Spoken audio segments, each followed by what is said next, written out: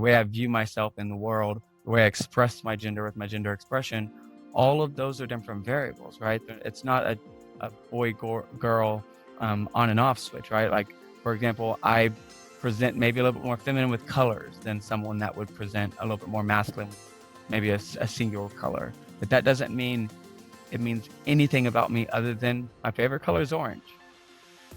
This is Because People Matter, a podcast about celebrating leaders who are harnessing the gift of human differences, creating inclusion while driving success in their organization and communities.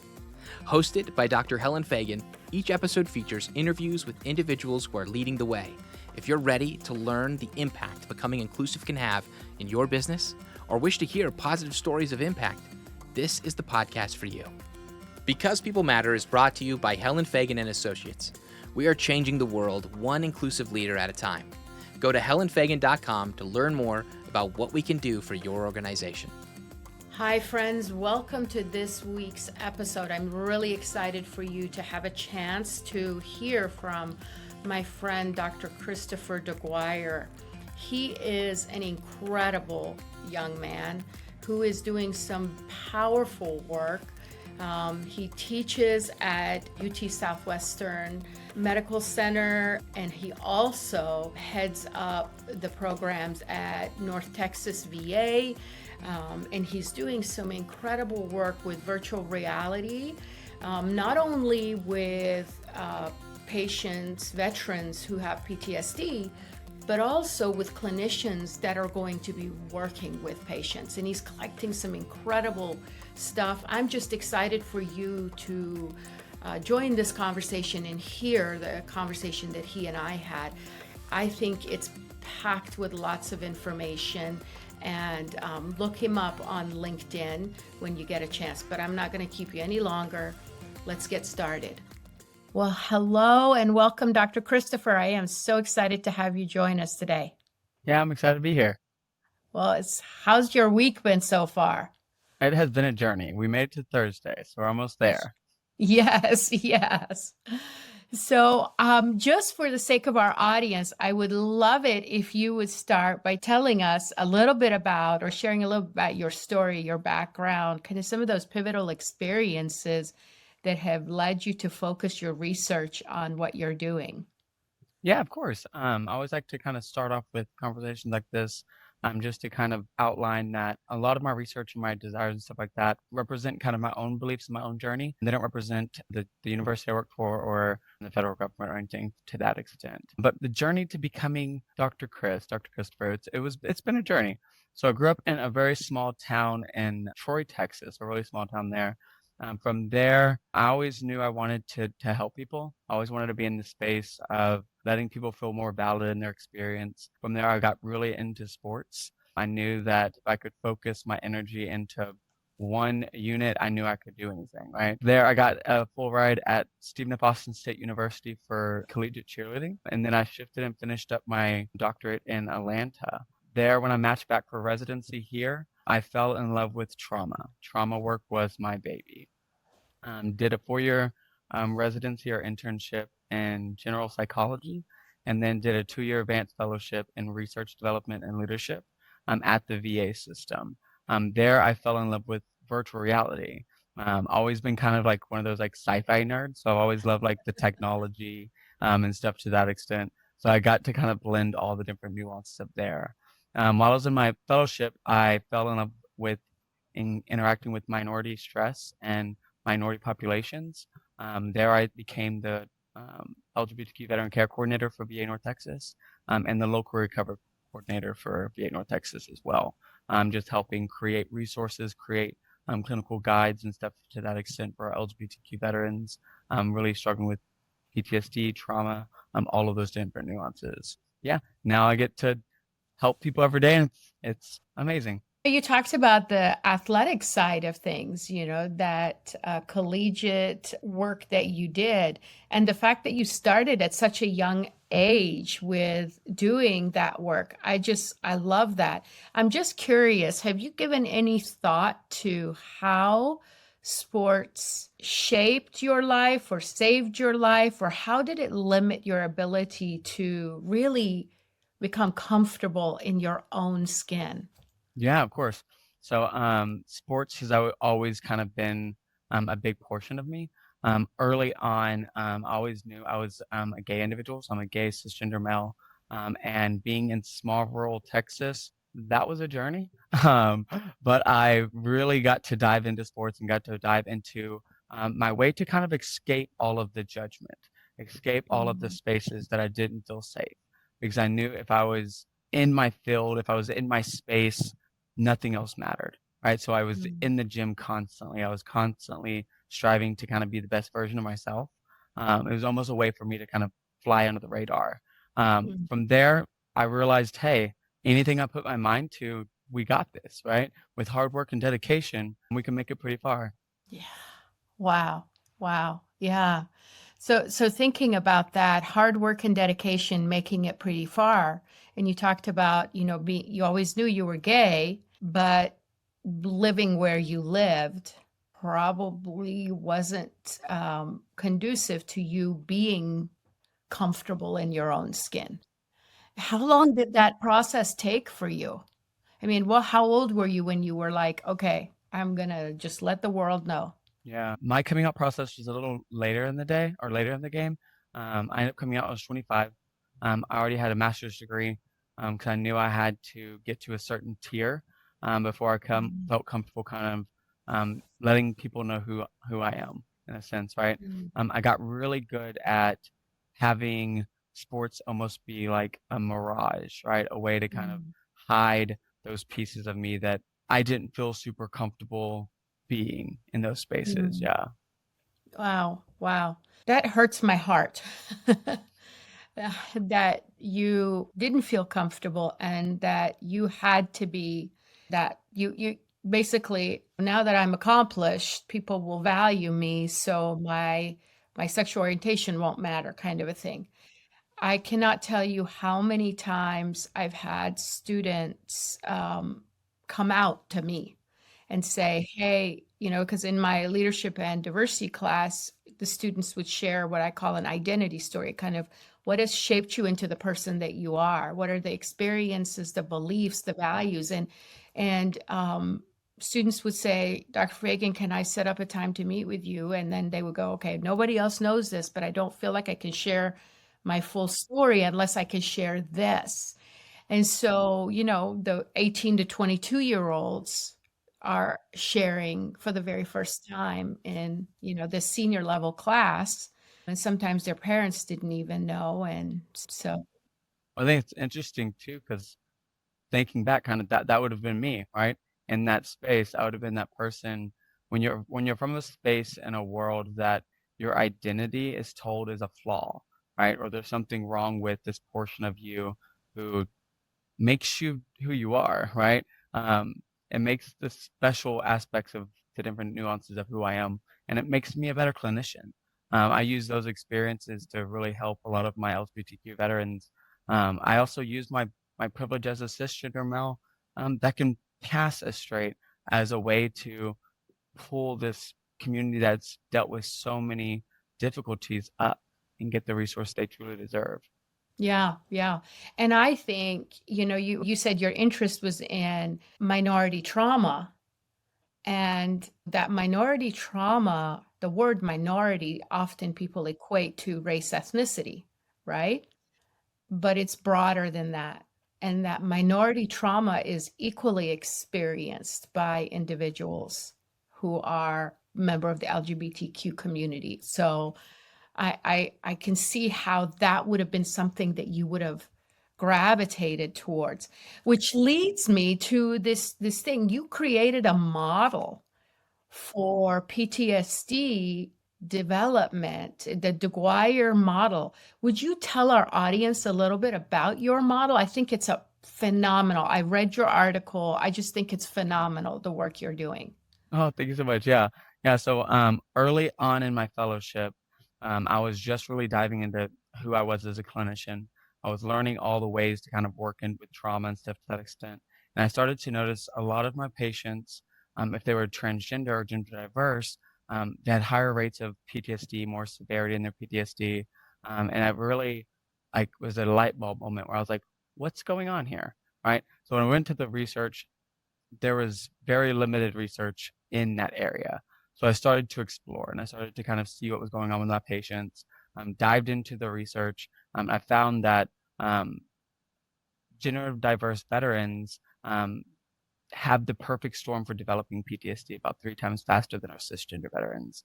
What I really started to notice was because of the experiences our gender diverse veterans experience early on, stuff like genetic biologicals, microaggressions, attachment style with their family, self-esteem, interpersonal styles, all of those things create the way a person is perceived in life. So stuff like social support, the way they cope with stress, um, the way they kind of view the world's safety, the view of their self, all before a traumatic experience occurs. Then you think about those nuances of war, right?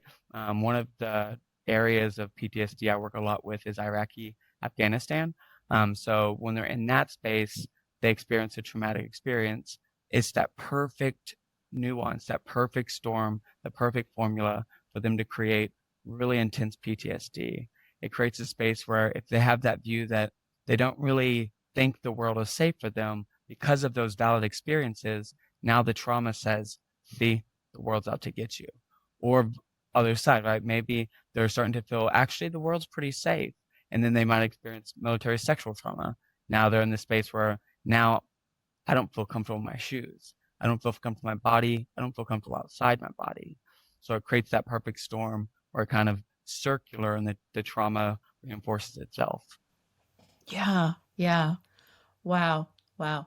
Just the prevalence of the higher rate of trauma experience and developing trauma because you are gender diverse. That number is staggering. Yeah. Yeah, it's huge. I think that one of the big things that people don't talk about enough is being gender diverse in itself does not mean that you're going to be experiencing anxiety or depression or PTSD itself.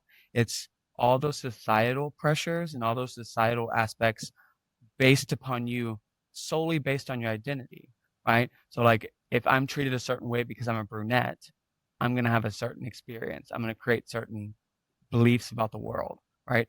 It's not because I'm a brunette, it's because people are treating me a certain way because I'm a brunette.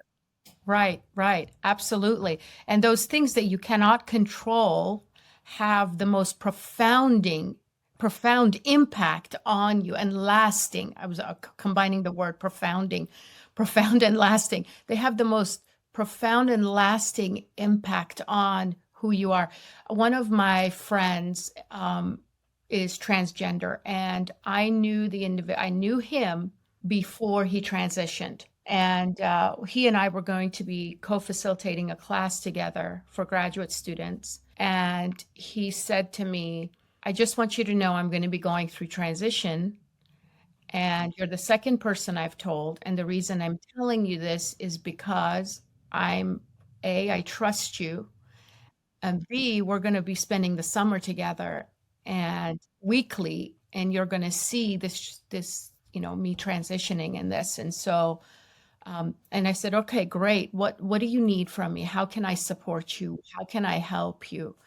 And so one of the stories he told me that was really fascinating for me was he said, one of his parents had passed away and the other one was in a nursing home. And he was going through the family stuff. And what he found was a drawing that his mother had saved. And in the drawing he drew himself, and he was 6 years old because the date was there. But he said, I never looked at it the way that I looked at it now that I'm going through transition, because I realized that as a 6-year-old girl, I drew myself as a boy, and yeah, and so it was affirming to him that I have always felt this way in my own skin, even from a very young age. And but I think it was just so important for him, and that he has kept that as kind of this thing that ties him to brings him peace and ties him to Right. that. I So, think that's a big thing right now in society that people don't talk about enough either is being gender diverse, being transgender. It's not a new thing, right? There are really cool geographic studies that are looking at and finding skeletal remains from like Egypt, and they have more masculine presenting bones, but they're in female presenting clothing, right? So we're seeing stuff from 4,000, 5,000 years ago, all of these things that are identifying as some form of gender diversity, right? And this experience people are going through shouldn't be shamed, right? It's a variance. There's so many other variables that come into play to make Dr. Chris other than me just being a man. hmm hmm it's interesting that you say that, Dr. Christopher, because when I looked at, I taught for 5 years. I would be invited to go to Qatar and to teach at U.S. universities that had campuses in Qatar. And so I got an opportunity to do a lot of like sightseeing in the time that I was there. And I got to see the Islamic Museum of Art in Doha. And one of the things I saw was these historical paintings from Iran, Persian women depicted with beards and mustaches and eyebrows. And it was saying how in the writings that went along with these antique pictures and paintings was, back then women's beauty was considered, facial hair was part of the beauty of a woman. And I thought that was really fascinating, and how, over the centuries that idea has evolved and changed. And so I think you bring up a outstanding point in that we're seeing that, the idea of what a gender should look like and behave, that is not been maybe the history of humanity over the course Right. of the centuries. Yeah, 100%. I think a lot of times people don't take the time to kind of like differentiate between like sex assigned at birth, which you mean your biologics that you're developed with, in comparison to what your gender identity is, right? The way I view myself in the world, the way I express my gender with my gender expression, all of those are different variables, right? It's not a girl on and off switch, right? Like, for example, I present maybe a little bit more feminine with colors than someone that would present a little bit more masculine with maybe a singular color. But that doesn't mean it means anything about me other than my favorite color is orange. So I want to wear my favorite color.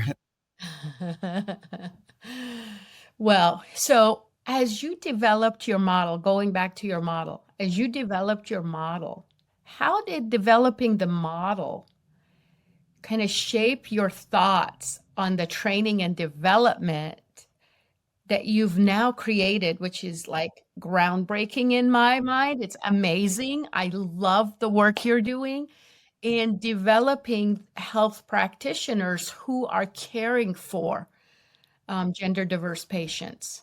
Yeah, so one major thing was going into this space, the way training's done early on, like throughout schooling and all that, you don't get much experience with gender diversity or any really great diversity in general. A lot of it's like one or two classes or anything to that extent. You're not really getting to dive in and really understand what diversity can look like.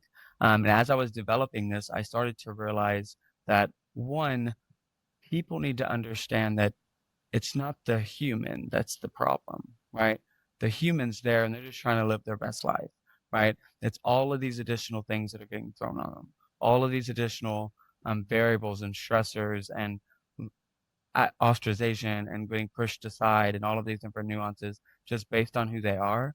And then the other aspect of it that really started to just stand out was they're normal people. Their gender is just one component of it. So the more times we can normalize that, hey, sorry that you experienced what you experienced, and let's figure out how we can work together to figure this next act out, especially post trauma, right? The world can become really dark really fast, especially if the world already is kind of dark for you already. So it creates kind of a really scary place for them. Yeah, yeah. So when the clinician is working with you and they're going through that training. What exactly does that look like for a person coming into your clinic working with you? Yeah, of course. So, we're actually just starting up a new project, which is really cool. So I blended my two passions. So my love for trauma, the way you treat trauma is through exposures. So it's the perfect kind of fit for VR. My nerd out moment with the VR stuff, where your goal is to get the person as close to that traumatic experience as they can, as their body reacts and tells them, "Hey, I'm back in Iraq," or "I'm back in Afghanistan," or "I'm about to be attacked." You let them process that with you. They take off the VR headset and they realize, no, I'm actually just in this really small room with you, right? The more you do that, your brain starts to kind of rewire itself in a sense, where now it's not getting as anxious. The traumatic stress starts to normalize. It's a process called habituation, where now we start to be able to check our brain when it said, hey, I feel like I'm there, but I'm not. I applied that to exposure based on people need to know these individuals are humans, right? So what we're doing is we're creating a project where we have a VR system that we put our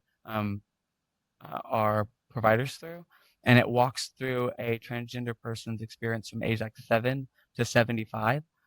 Everything from the first time they're caught with a gender expression that doesn't match their assigned at birth sex, to telling their partner that they think they're gender diverse, to later in life when they're now having more memory difficulties because now they're 75 years old and families coming over, but they have to hide the pictures because their family doesn't understand, right? Walking through those experiences, you start to see and understand why misgendering somebody hurts a little bit more than just if someone calls me Mel because I'm on the phone and talking a little too fast. It's different for them, right? Then it goes into a really cool secondary component where they actually get to go through like a few different settings in the medical field where they get to experience what it's like to be misgendered, what it's like to be dead named, what it's like to have interpersonal stuff kind of look at you and have those microaggressions thrown at you based on just your identity. And as that's going, the person has their headset in and they're in this station of that trans person.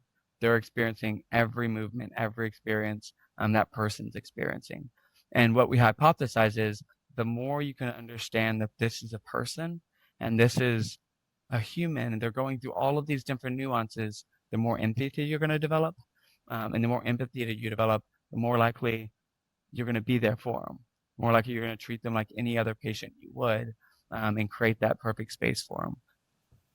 Yeah, yeah, so good, so good. So much of what you said, that there's just like so many things running through my head that I want to share or add to, or even ask you dive deeper into this. First of all, as a person who was diagnosed with PTSD in 2007 and was completely shocked by that diagnosis, I couldn't believe that I have, and I've learned to manage it like I manage blood pressure or blood sugar, whatever, right? I've learned to manage it. The idea of exposure therapy or that exposure, that just kind of like my heart wants to stop. I'm like, oh my gosh. But I did EMDR, and and EMDR was you're being taken to that space, right? Similarly, being taken to that space and you're experiencing, and then you at any point you can stop, that experience. But so it's very much similar to, I think, what you were just describing. And I found that to be deeply impactful for me personally. I did multiple sessions of EMDR to get to a place where I could function. Um, but I love that you began working with patients, and then you could see how this could benefit the clinicians. And this reminds me of a simulation that we do, are we with adults, and they basically fill out a privilege questionnaire, and kind of like 15 questions and things like I grew up in a family where both I had both my parents, and our income was above poverty level, which we say, or my primary language is blah blah blah blah, or these different things. And then based on the number of privileges the person has, they're given these things. And then the idea is, again, to develop empathy. Exactly what you're saying. And we want them to experience what it's like to be in the shoes of someone who's hard of hearing, or who has visually impaired, or who's obese and can't fit in a seat, that's got both arms up. And so those kinds of things and it was fascinating to see that empathy level shifting, and people's experiences. So I love that you're using that, and I cannot wait to read the results. I can't wait to see how your research and how that expands. I just think it's fantastic. So the virtual reality with trauma, the PTSD patients, specifically with transgender, how does that differ from what they would have experienced as a form of treatment Right. prior? Yeah. Well, I think you're hitting on the head. One major thing that stands out, and it's a term that's thrown around a lot, and people don't fully understand kind of what it means, and it's gender-affirming care, right? When I'm using my VR system, if I'm working with the trans person, I'm working with the cis person. Gender-affirming care just means I'm going to affirm who you are. I'm going to treat you as you say you are, right? That there's a lot of variables that can go into that. Like, I'm going to use your correct name. I'm going to use your pronouns you choose. I'm going to call the body parts you call the same body parts, right? Because that's what makes you feel comfortable, right? Now, the way that I adapt even kind of the VR experience for my trans patients is I slow that process down a little bit. Meaning the first few sessions, I'm letting them know that I'm safe. I'm letting them know that I'm here for them. I'm going to help them through this journey. It's going to be terrifying, but you're going to make it through it. One big thing that comes with PTSD is a feeling of kind of like lost control, where like now the trauma is taking over life and I'm along for the ride. And it can feel like you're going to be there forever. And my job is to sit there and let them know, no, I'm going to teach you some skills. I'm going to get your life back. Every step of the way, it's not going to be fun. It's going to be scary, but I'm on your side and I'm here.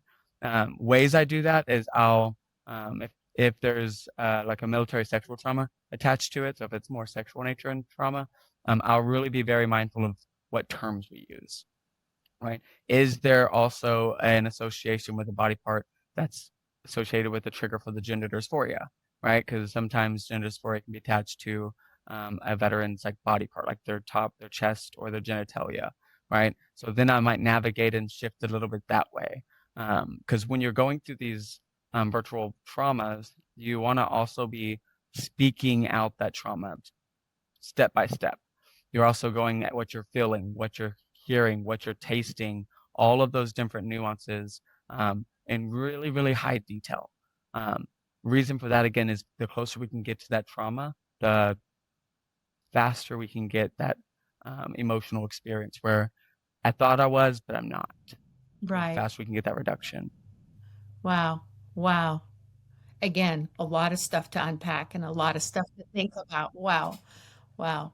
So, with the person that is, going through this process, how many times do they do the VR? How many experiences? How many hours, or, exposure therapy? How much before they're getting to a space where they're comfortable, they're able to sleep, they're able to manage that fight or flight reaction? Right. So that's a loaded question. It can be a few different details, it can be a few different things. But one major thing is the first few sessions are kind of just, again, creating kind of that foundation work. You're letting them know like what PTSD really is, what it's going to feel like. When you go into PTSD work, you're actually going to feel a spike in kind of your symptoms are going to get a little bit worse. Reason because now we're not avoiding it, right? Now we're going into it. It's going to get worse, but we know it's going to drop after. So what we know is roughly about 12 to 14 sessions overall will have a really great impact. It can be varied based on a few things. So if you have compound-based trauma, so you have traumas that are on top of each other. If it's interpersonal-based trauma, that can change it. So if it's like a military sexual trauma. If it's also tied in with like their gender dysphoria or something to that extent, that's gonna change it up. And then for each session, they're in the VR roughly about 30 to 45 minutes. And then after we're processing. So they're going in that experience, we're redoing that story over and over and over. In those first few sessions, they're actually telling me what we call the index trauma, which is the worst trauma to them. One major thing to think about is like we could both go to the same Walmart and have very different experiences and affect us differently. That's the same way trauma is. What I perceive as your worst trauma might not be your worst trauma. And the reason we want to go for those worst ones, I tell all my veterans, it's like if you're cooking spaghetti and you put them in the pot, right? And then you're avoiding them at all times and you're like, oh, I don't want to do that. I don't want to do that. Oh, we keep dropping noodles in that pot. Trauma, trauma, trauma. If I don't mess with it and I don't stir it and I don't tend to it, it's going to burn, right? And then when I grab one of those noodles, all of the noodles are going to be glued together, right? One thing I am not good at is cooking spaghetti, but I try my best. And we want to find that one that's the most impactful because as we're pulling it out, all of those other traumatic experiences, that traumatic stress can kind of go with it. So it kind of creates a really interesting experience because people want to like dive into a baby one. But if we can go a little bit deeper, we can tease off a few more layers. Yeah, yeah. That is such a great analogy, by the way. Such a great analogy of that, pulling out one and it brings a whole bunch with it. It's great. It takes me back to my therapist, my psychologist saying, Helen, I just want you to write down a list of things that you think were hard. That was kind of how we began. Just write down a list of things that you thought were hard that you can remember. I'm like, okay, that was my homework. And then I came back with my journal and I had a list of things. She took a copy of it and she said, okay. And, she reviewed it and all that. And then, so my next assignment was, which of these was the hardest? Right. And then she kept a copy and, I kind of thought about it and stuff. Right. And I think you then, make a really good point too that therapy and trauma work it's a back and forth. A lot of times people will come to me and they'll be like, Dr. Deguire, what do I do? What's the fix? You've seen how many and the answers I don't know yet, right? Our goal is to work together. One of my number one coping skills is I like to do a 5K. If I tell all my patients to do a 5K, I might not have many excited patients, but working back and forth to kind of create that, like, what's the hardest for you? What was that experience like for you? And let me use my nerdy experience with the brain and trauma, and let's work together for it. yeah, yeah. That you bring up a really great point because I tell physicians when I work with physicians, by background working in healthcare, I tell them, you're an expert in medicine. Your patient's the expert in their own body. There's a level of humility that's necessary on your part to say, I know medicine, but I don't know this person, and I need to listen to this person. So to bridge that and to get them to trust you, you've got to, especially people who have been marginalized. Their likelihood of trusting systems of any kind, including healthcare, is that threshold. It's gonna take a lot to trust, right? And so, yeah. We went back and forth. You're absolutely right. We went back and forth multiple times until we identified one. And it was amazing to me the impact of doing EMDR the first time with the biggest one, how that impacted kind of like my time, my life, just in that, in that. And then the next time we did it, it was a few weeks Right. later Yeah. before we did it We had again you're because making it's really good so points there. intense. Yeah, because it creates a space. One of the things I tell people about the brain, I love the brain. It does a lot of great things. Its number one goal is survival, right? It wants to make it to the next day.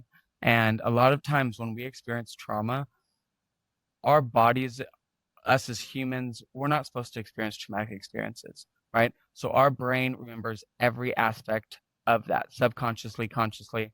And as we're going through life, we're just going through, let's go to Walmart, we're getting X, Y, and Z, right? It's going to notice certain things that are reminded of the trauma. And as it does that, it's going to create that same experience because it doesn't know. Is this the trauma again? Or is this someone dropped something in the aisle 3, right? Yeah. Yeah. Gosh, last week I went to Chicago. I'm in the Uber. The Uber goes over this bump. The sound, as soon as it went over the bump, I mean, I could tell that I am in flight or flight, you know, but and in my heart, like I felt fear, and I'm looking around, and it was just like I expected almost an explosion or somebody hitting the car or something, but my body just went into this woo. Right. Yeah. Yeah. It's a really interesting thing because our bodies, it remembers everything, right? And it can remember everything from like fuzzy dice in a car. Like, what if a person's in a Humvee and they're driving and they experience an explosion? Their best friend passes away. They make it through it, and they're going to AutoZone, and they walk by the aisle with the same fuzzy dice, and out of nowhere, their anxiety is a 10, and they don't understand why that is. And they're like, "I've been working so hard on this. Why is what's going on?" And it's because subconsciously we remembered those pink fuzzy dice. It's going to be another IED. The next thing, explosion.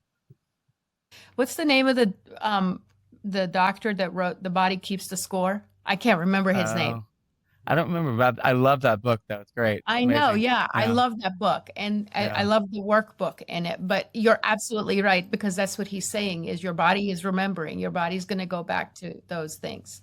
So, all right, I've kept you long enough. I could continue this conversation forever. Um, Let me just ask you a fun question, okay? When you're not working with patients, what do you do for fun? I have a few things. So I'm an avid Pokemon master. Constantly going around searching for Pokemon. It's what me and my partner do to de-stress. It's our way to kind of like stay connected in the chaos of the world and to let us know that the world doesn't have to be so serious. We can just catch us a Pikachu. We can search for a Rattata, and if we find it, we find it. If not, that's okay too. I got to hang out with my partner and just enjoy being goofy. Okay, so I was going to ask you, who is your favorite Pokemon character? So interesting enough, my favorite would be Mr. Mime. It is a psychic Pokemon, and he's a clown. Yeah, so Okay. I guess it kind of matches me, maybe. But yeah, I like Pikachu, and my grandkids turned me on to Pokemon. I love that. Yes, yeah. How fun, how fun. So, where can our audience learn about your work or about you and follow you? Where can they find your information? So I'm on LinkedIn, so you can kind of explore me out there. I tend to post like updates and stuff that are going on in my career. And we're actually just applying for a grant tomorrow. We're setting up that in tomorrow, so that's gonna be exciting. So that's why I might have some little bags under my eyes right now. A lot of grant writing, Fingers but crossed for you. yeah, I'm excited. You can go LinkedIn. That's a great space. And then a lot of times I'll be like through the VA system or UT Southwestern, which is the hospital or the teaching facility that I'm faculty at. They tend to post stuff like that too. Awesome. Awesome. I found you on LinkedIn. I read about your work, and I immediately contacted you because I thought fabulous work, brilliant innovation. And I'm working with a group right now on innovative practices. It's a research group, and we're doing some research stuff on innovative practices, and yours is right up there. And so I just knew that I wanted to invite you into this discussion, because our podcast is about elevating the voices of individuals who are creating inclusion and who are making the world a better place. And that is you, Dr. Christopher. Thank you so much for, the work you're doing, how you give of yourself, the people you're serving. I am just grateful that I have had the opportunity to get to know you and to learn from you. It's just been great. Oh, thank you so much. It's my privilege. I tell everybody I get to go to work every day and make people smile and play with VR. It's the best thing ever. Yeah, I love it. That's great. Thank you. This has been Because People Matter, a podcast about celebrating leaders who are harnessing the gift of human differences, creating inclusion while driving success in their organization and communities. You can find links to any resources mentioned in today's show notes. If you enjoyed this episode, be sure to subscribe and leave us a 5-star review. Thank you for listening. Because People Matter is brought to you by Helen Fagan and Associates. We are changing the world one inclusive leader at a time. Go to helenfagan.com to learn more about what we can do for your organization.